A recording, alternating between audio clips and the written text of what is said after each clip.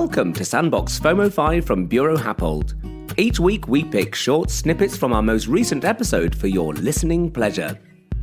These quick listens could be valuable insights, thought-provoking elements, or even practical advice that will no doubt enrich your life and knowledge.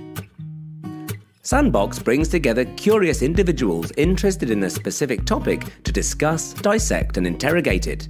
The style is conversational, with experts from Buro Happold and invited external guests who will add another angle to the narrative.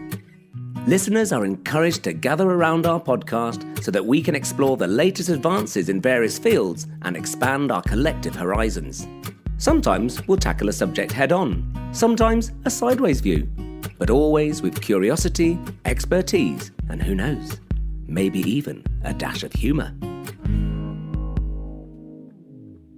Us individuals, certainly integrating, what other things should we be doing? Gabriel, I think you've been on some adventures. You were in Romania, weren't you? I mean, tell us something about some of the choices you've been making as a traveller. Yeah, so I got back late last night from 1 week in Transylvania, which I'm in two minds to recommend people to go. On the one hand, I love it. I had the best week of my life. I think it's a fabulous part of the world. On the other hand, I don't want it to become swamped with tourists, because one of the reasons why it was so special was because when it's minus 15 in mid-February in Transylvania, there aren't actually that many tourists. It was great. But while I was there, I had kind of my sustainable tourism, urban strategies hat on. And Well done, Gabriel, well done. And I was thinking about, okay, what can I do here as an individual, my choices, to make sure that I, within, kind of the realms of possibility, leave Romania a better place than I came to it.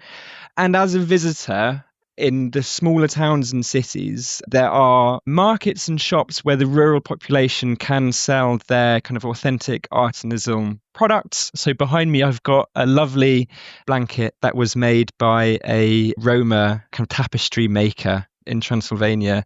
And on the same street as that shop, there was a souvenir shop, which was rather tacky. Imagine most of the stuff there probably wasn't made in Romania. And I think that's one of the examples of how you, as a visitor to somewhere, you can choose where your money ends up. And I think you can also choose to be interested in what makes that region unique, what are its defining characteristics, what's its authenticity compared to other places. So I think sustainable tourism is exciting because it is one of those points where you as an individual, you get to contribute to making the world a slightly better place, and you get to have responsibility and impact. Sustainability is so big and broad. It is refreshing and fun to be able to think, actually, no, I can make a positive difference.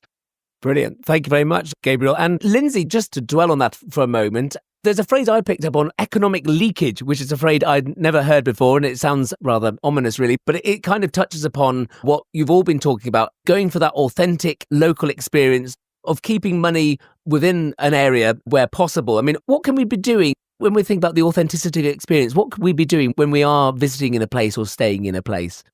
I'm not sure how you judge whether you've left somewhere better or how you've left somewhere worse. Maybe we just have to trust that if you're sort of socially doing what you think is the right thing, you will have a positive effect. I was thinking of one of the most obscure things I did was go to stay with the Dogon people in Mali.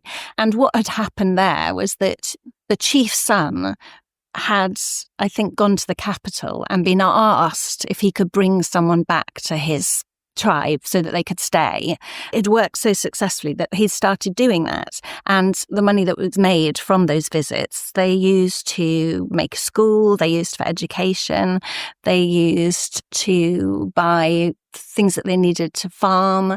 And at the same time, also what happened was the chief's son no longer wanted to be a chief. He didn't want to inherit that. He had now seen a wider world and talked to travellers and tourists that had come, that he'd met from far off lands. So his perspective had changed. And I left not really knowing whether it was good that we had visited and changed that perspective, or had we ruffled it up, or was it just progress and that's what happens.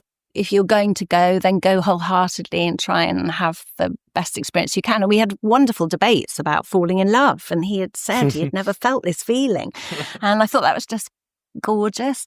So I guess that's a kind of extreme level of how you can integrate. But on a more local level, I remember the first time I ever went to Venice, being sort of locked in after 11 o'clock with local people there and just staying up till 2, just chatting, and one of them standing on a chair and singing opera. And I was buying drinks from their very small little restaurant, and then they were giving me plates of spaghetti for free. And I don't know whether that helps there economically, but it certainly helps in terms of integrating and, meeting someone who lives there. So probably, I think it's about rubbing shoulders up close and personal as much as you can get, and making sure you're thinking consciously about, where do I buy things from? Where do I eat? Do I just Google the top best restaurants, or do I really kind of dig a bit deeper? A lot of the time it's about reading reviews. There's a lot of eco reviews. People will be very honest about what they think about whether something's environmentally sustainable or not. But mostly I think it's probably about being conscious, about being up close and personal, because then you care, and then you will want to give back in a more sustainable way. Graziano, I suppose in a way, think about the way we go on holidays. Lindsay's touched on it here about the planning. What other kinds of things should we be planning? I mean, do longer stays always mean that we can affect a greater change, or what are your thoughts on that? Well, first of all, I think there is also something to say about the way we get there. Sometimes we know our holidays are quite short, like a weekend or a week. So some planes are the only way to get there quickly. Otherwise, you're going to spend like 3 days just traveling by train to get from London to any other place in Southern Europe or elsewhere. But also, the way you get there is probably the things that is going to affect most from a pollution side of view. So that's sort of why a discussion, like how you can make that bit of travel part of your holiday. How can travel not just be a mean to get to a place, but also an experience that would probably change the way people think about traveling. Just for example, a few years ago, I was traveling through Russia just using trains, and I spent like 26 days on a train. Not like every day on a train, but mostly like that, because I didn't want to take any plane. I really want to meet local people and try to have chats with people on the train. And that was like a very good experience. I could have probably seen more places if I was just boarding on a plane in a city and going to another one. I don't know, instead of spending 3 nights on a train, 3 hours flight would have done the job, but I went for the train one, and I met lots of people that otherwise it would be impossible to meet in an airport or in any other sort of environment. So I think changing the mindset from I need to go somewhere, which one is the quickest way to go there, to I need to go somewhere, which one is the way that probably give me the best experience, will make such a difference in the way we travel. But also, more practical things.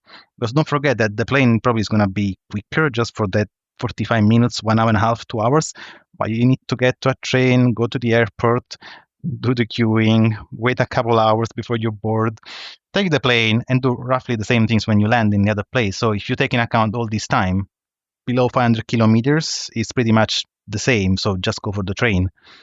So there are all these sort of considerations we need to take into account when you're planning something that, they're going to really change the way you get there, which is already a first step towards a more sort of conscious and sustainable way of traveling, and also being a tourist. But on the other side, all the other things that we discussed up to now, like trying not to use big chains and more like family-run hotels, or instead of going to big chain coffee shop, you go to a local coffee shop or use local restaurant. Well, I hope you enjoyed that quick dip into our last episode of Sandbox. Don't forget to subscribe to follow the show. You'll find Sandbox in all the usual places, including Apple Podcasts, Spotify, Buro Happold's YouTube channel, and on the Buro Happold website. What's more, if you want to join the conversation on X, known as Twitter to his old friends, use the hashtag BHSandbox. We'd love to hear from you on any of the topics discussed.